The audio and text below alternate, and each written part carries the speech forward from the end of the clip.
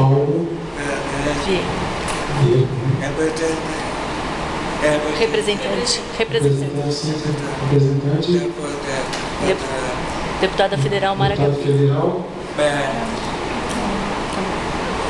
Mara Gabi. Isso, tá. Vou compartilhar a ideia. Trabalhando na turma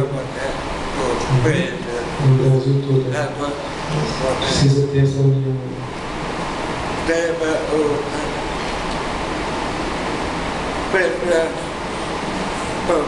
Eles estão preocupados com a educação, as informações dele, muito feliz com a preocupação.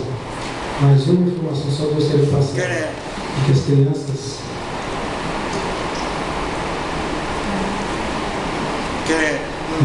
surdas na escola, no intérprete, junto no certo com o professor, não o introdutor.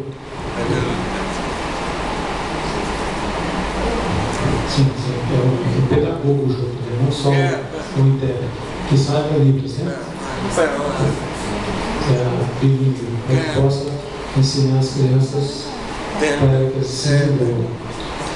Depois, quando elas vierem na quinta série para cima, elas tenham o intérprete junto.